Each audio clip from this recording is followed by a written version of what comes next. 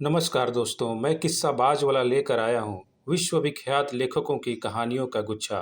दोस्तों, अगर हमारी कहानी आपको पसंद आए तो इसे लाइक, सब्सक्राइब और शेयर जरूर करें। तो आइए बिना देर किए शुरू करते हैं हम आज की कहानी। कहानी का शीर्षक है चामर ग्राहिणी।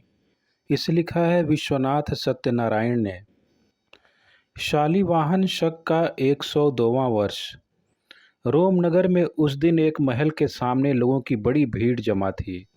उस उत्सव का कारण हेलिना नामक एक रूपवती का 2 मास पर्यंत जनशून्य बड़े बड़े मरुस्थलों को पार करते हुए यात्रा समाप्त कर रोम नगर में प्रवेश करना था।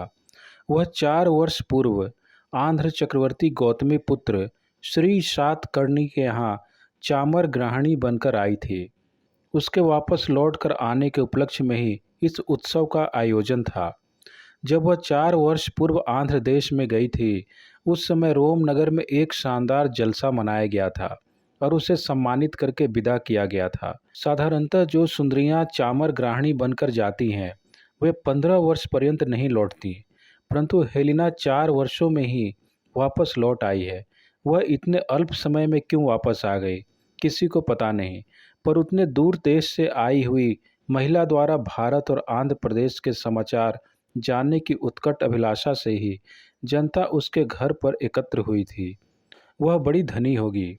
आंध्र देश से मोती, हीरे, जवाहरात, रेशमी वस्त्र, दंत सामग्री, कस्तूरी, इलायची, लवंग इत्यादि अपूर्व द्रव्य अपने साथ लाई होगी। इन अपूर्व द्रव्यों को आंध्र के व्यापारी साल में एक बार लाकर रोम में बेचा करते हैं। उनका मूल्य अधिक होने के कारण बड़े बड़े रईस और श्रीमंत ही उन्हें खरीदा करते हैं। साधारण प्रजा ने उन्हें देखा तक नहीं। लौंग और इलायची के स्वाद से भी वहाँ के अधिकांश लोग अपरिचित हैं। जाय पत्ती और लौंग के सेवन से जिह्वा में होने वाले रसास्वाद की अनुभूति का उन्हें अनुभव नहीं। इस स्वाद का परिचय देने वाला शब्द भी उनकी भाषा में नहीं है, इसलिए जनता उसके स्वाद और सुगंधि से भी अपरिचित है। हेलिना साधारण परिवार की लड़की है। उसे गुदड़ी में प्राप्त माणिक कह सकते हैं। रोम नगर के कई धनिकों ने उसे पाना चाहा, लेकिन 4 वर्ष पूर्व आंध्र चक्रवर्ती के अधिकारी चामर ग्राहिणियों की खोज में आए थे। साधारणतः चामर ग्राहिणियों के चुनाव में जमींदारों तथा राजवंशीय पुत्रियों को ही प्रधानता दी जाती है, पर हेलिना साधारण परिवार की कन्या होने पर भी अपूर्व सौंदर्यवती होने के कारण तथा अधिकांश लोगों की सिफारिश पर आंध्र साम्राज्य के अधिकारियों ने उसे ले जाना अंगीकार किया था। किंतु उन लोगों ने एक शर्त रखी थी। वह यह थी कि यदि चक्रवर्ती हेलिना को राजवंशिनी न होने के कारण स्वीकार करने से इनकार करें, तो दूसरे वर्ष ही उसे व्यापारियों के काफिले के साथ वापस भेज दिया जाएगा। ये व्यापारी जत्थे आंध्र देश से साल में एक बार रोम जाया करते थे। आंध्र चक्रवर्ती एक चामर ग्राहिणी को स्वीकार करने पर उसके परिवार को 20 मन हीरे जवाहरात तथा मोती दिया करते थे। शेष 40 मन सुगंधित द्रव्य दिया करते थे। वह साधारणतः 15 वर्ष चक्रवर्ती की चामर ग्राहिणी बनकर रहा करती थी। चक्रवर्ती स्वीकार करते समय उसकी उम्र 16 वर्ष से अधिक नहीं होनी चाहिए। हेलिना को महाराज ने स्वीकार किया। उसका प्रधान कारण हेलिना का सौंदर्य ही है। उसकी देह कांति सफ़ेद नहीं, चंद्रमा को सान पर चढ़ा शहद में भिगोए जैसी है। भ्रामर जैसे केश। उसका समस्त सौंदर्य उसके विशाल नेत्रों में मूर्तिभूत है। उसकी पुतलियों की कांति अपूर्व एवं अद्भुत है।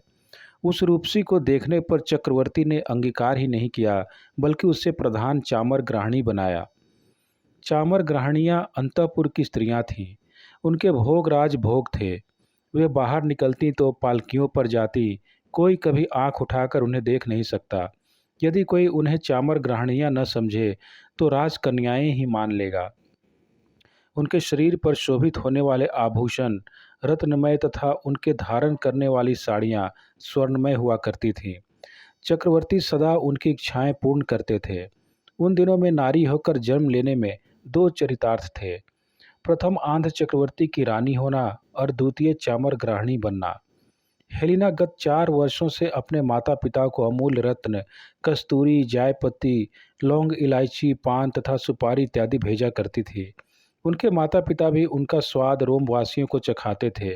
जिन लोगों ने स्वाद चखा वे हेलिना के माता पिता के भाग्य की सराहना करते थे।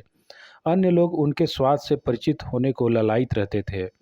ऐसी स्थिति में हेलिना घर लौट आई।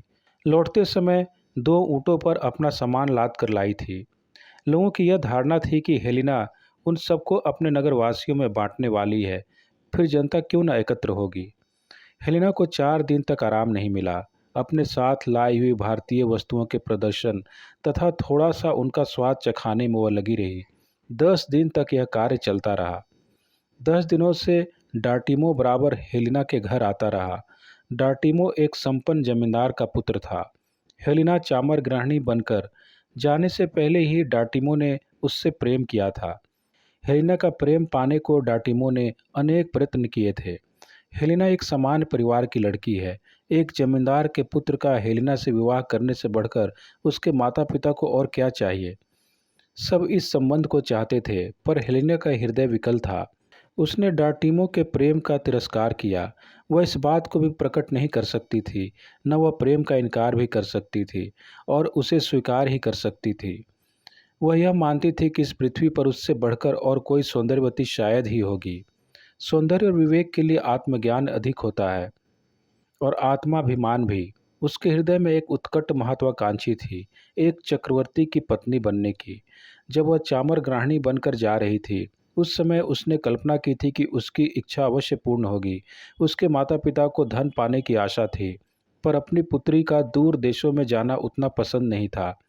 हेलेना के हठ करते ही उन लोगों ने उसकी बात मान ली थी। उन्हें मालूम था कि चामर गृहिणियाँ कदापि चक्रवर्ती की पत्नियां नहीं बन सकती। पुनः उसकी पुत्री वापस लौट कर भी आ सकती है, नहीं भी आ सकती है। कुछ चामर गृहिणियाँ अपनी 35वीं अथवा 36वीं वर्ष की अवस्था में विवाह कर आंध्र देश में ही रह जाती हैं। नृत्य गीत इत्यादि का अभ्यास कर उस कला से ही जीवन यापन किया करती हैं। हेलेना यदि वापस लौट कर भी आती है तो उसकी अवस्था अधिक होगी।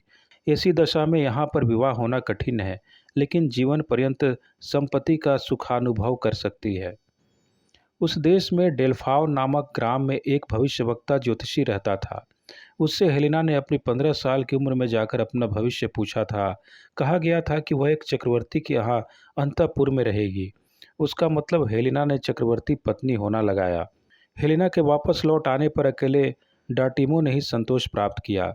लड़की के माता पिता को संपत्ति के आगमन का द्वार बंद हो जाने से दुख हुआ, लेकिन इस बात का उन्हें हर्ष था कि हेलेना वापस आते आते बहुत सी संपत्ति लाएगी, जिससे वे अधिकांश जमींदारों की अपेक्षा ज़्यादा धनी होंगे। उस धन से एक अच्छी सी जमींदारी खरीदी जा सकती है। फिर उन्होंने अपनी पुत्री के भाग्य के फूटने का अनुभव किया। डार्टिमो ने भी अपने भाग्य को फूटा हुआ सा अनुभव किया। डार्टिमो के माता पिता को यह कतई पसंद नहीं था। पहले हेलेना के सौंदर्य पर मुग्ध हो उन लोगों ने अपनी बहू के रूप में स्वीकार करने की संपत्ति भी दी थी, परंतु आज उन्हें यह पसंद नहीं था। उनका यह मनोभाव है कि चामर गृहिणी चक्रवर्ती की पत्नी ही मानी जाती हैं। पूर्ण रूप से पत्नी न हो, फिर भी पत्नी जैसी ही है। चामर गृहिणी के माने वह राज रानी नहीं। चामर मृग नामक एक जाति के हरिण भारत में ही है। उनकी पूँछें बड़े जूड़ों से होती हैं। उन रत्न जटित सुवर्ण दंडों में बंधे हुए जूड़ों को लेकर नारियां चक्रवर्ती के दोनों तरफ खड़ी हो जाती हैं और चंवर डुलाती रहती हैं। सम्राट के सिंहासन पर विराजमान होते ही यह कार्य होता है। अन्य समय में उन्हें कोई काम नहीं रहता। चामर गृहिणियों की खोज में जब आंध्र के अधिकारी आए थे, उस समय उन लोगों ने कहा था कि चामर गृहिणियों और चक्रवर्तियों के बीच कोई संबंध नहीं रहता। साधारण प्रजा इस बात पर विश्वास नहीं करती। इसलिए डार्टिमो के माता पिता का उद्देश्य है कि हेलेना चक्रवर्ती की पत्नी ही है। यही कारण है कि वे डार्टिमो के विवाह में संपत्ति नहीं देते हैं। मैं इस कहानी को तुम्हें सुनाकर तुमसे पुनः प्रेम न कर सकने के पाप का प्रायश्चित करूंगी। तुम्हें मालूम है कि मैं अत्यंत रूपवती हूँ। इस पर मेरे अभिमान की सीमा नहीं है, इसलिए भगवान ने मेरे घमंड का इस प्रकार दंड दिया है। जब से होश संभाला तभी से मैंने निश्चय किया कि मैं एक चक्रवर्ती की ही पत्नी हो सकती हूँ, किसी अन्य की तो कदापि नहीं। चामर गृहिणी के कर्तव्य का परिचय देने पर मैंने अधिकारियों की बातों पर विश्वास नहीं किया। उस चक्रवर्ती के हृदय पर अधिकार कर सकने का अहंकार मेरे मन में था, लेकिन आंध्र देश में पहुंचने तक मेरे मन में यह भय बना रहा था कि वहां पर मुझसे भी बढ़कर पोतियां होंगी। पर मुझसे बढ़कर कोई सौंदर्यवती उस देश में न थी। इस बात के साक्षी स्वयं आंध्र चक्रवर्ती ही हैं। मेरे सौंदर्य पर प्राकृत भाषा के कवियों ने कविता की। चित्रकारों ने मेरे चित्र तैयार किए, शिल्पियों ने मेरी मूर्तियाँ गढ़ीं। चक्रवर्ती के अंतःपुर में वसंत ऋतु में सौंदर्योत्सव मनाए गए। उन उत्सवों की रानी मैं ही थी। चक्रवर्तित्व के प्रति जो सम्मान व मर्यादाएं होती हैं, वे सब मेरे प्रति भी हुआ करती थीं। मेरे नेत्रों में आरती उतारते थे। मुझे देखने के लिए बड़े बड़े राजा महाराजा चक्रवर्ती की राजसभा में आया करते थे। मेरा मन चक्रवर्ती पर अनुरक्त था। भाई डोटिमो, वे चक्रवर्ती केवल अधिकार बल से ही चक्रवर्ती नहीं थे, वरन वे समस्त पुरुष सौंदर्य का मूर्त रूप थे। उनके सौंदर्य के सामने मेरा सौंदर्य ही क्या है। हे डोटिमो, मैं अपने दुर्भाग्य का परिचय कैसे दूं। वे चक्रवर्ती एक पत्नी व्रती हैं। अक्सर हम सुना करते हैं कि प्राच्य देश के राजा अनेक पत्नियां रखते हैं। यह बात सत्य नहीं है। यदि किसी राजा की 2-3 रानियां हों, तो भी उन पत्नियों को छोड़ अन्य स्त्रियों की वे कामना नहीं करते। वे महान नीतिज्ञ हैं। उन देशों के संबंध में हम जो कुछ भी बुरा सोचते हैं, वह ठीक नहीं है। वह एक दिव्य जाति है। मुझे इस बात का आश्चर्य है कि वे चक्रवर्ती मेरे सौंदर्य की आराधना करते हुए मेरे प्रेम को नहीं पाते। मेरे सौंदर्य के वास्ते एक चक्रवर्ती की पत्नी के जैसा मेरा आदर करते थे। सौंदर्य नामक यदि कोई साम्राज्य है, तो मैं उसकी महाराज्ञी थी। अन्य विषयों में मैं तो किसी काम की नहीं। चक्रवर्ती और उनकी पत्नी दोनों मेरे सौंदर्य पर मुग्ध थे, पर चक्रवर्ती कभी भी मेरी तरफ प्रेम भरी दृष्टि नहीं दौड़ाते थे। मेरा स्पर्श करते हुए आगे न बढ़ते, मेरा हाथ पकड़ने का प्रयत्न न करते और मेरे पास ही बैठे रहने की भी इच्छा उनमें नहीं थी। मैं अपनी बात क्या कहूँ, मेरा हृदय चक्रवर्तीमय हो गया था। मुझे निद्रा नहीं आती थी, भोजन करने तक की इच्छा नहीं होती थी। मेरा सारा जीवन अंधकारमय हो गया। मेरी इच्छा होती कि सदा चक्रवर्ती दरबार लगाए रहें, उसी समय उनके दर्शन होते हैं। और वर्ष में एक बार वसंतोत्सव के समय में भी। भाई डोटिमो, मैं अब तक मर जाती। नींद और अपनी कामना पूर्ति के अभाव में मेरा शरीर शुष्क हो गया था, पर दरबार में चक्रवर्ती के दर्शन होते ही मेरा शरीर प्रफुल्लता के मारे पुष्ट प्रतीत होता था। ऐसा लगता था मानो उनके नेत्र अमृत की निधि ही है। इस प्रकार 4 वर्ष तक मैंने सहन किया। डटिमो, तुम्हारी सहनशीलता के लिए शत शत नमस्कार है। मुझसे इतना प्रेम विधान कि 8 वर्ष तक सहन करते रहे। जीवन पर्यंत भी सहन कर सकते हो, इसलिए हम दोनों के प्रेम की तुलना नहीं हो सकती। हे भाई, इसलिए हम दोनों का संबंध उचित नहीं। तुम प्रेम से पूर्ण हो, मैं क्षमा विहीन नारी हूँ।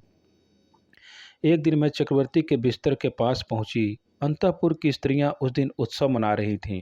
महारानी उस दिन चक्रवर्ती के यहाँ जाने वाली थी। उन्होंने इस आशय की खबर भेज दी थी, पर आधी रात के समय महारानी को मालूम हुआ कि वह अब किसी कारणवश नहीं जा सकती। यह समाचार चक्रवर्ती तक पहुंचाने के लिए महारानी ने किसी को भेजा। उस समय मैं चक्रवर्ती के कमरे के पास थी। चक्रवर्ती सो रहे थे। मेरे मन में एक इच्छा पैदा हुई। मेरे आलिंगन के बंधन में तथा मेरे चुम्बनों की गर्मी में जागृत चक्रवर्ती ने कैसे पता लगा लिया कि उनके आलिंगन में स्थित मैं महारानी नहीं हूँ, मुझे ज्ञात नहीं। मैंने मणिमय दीपक पर गाढ़ा कपड़ा ओढ़ाकर सारे कमरे को अंधकारमय बना दिया।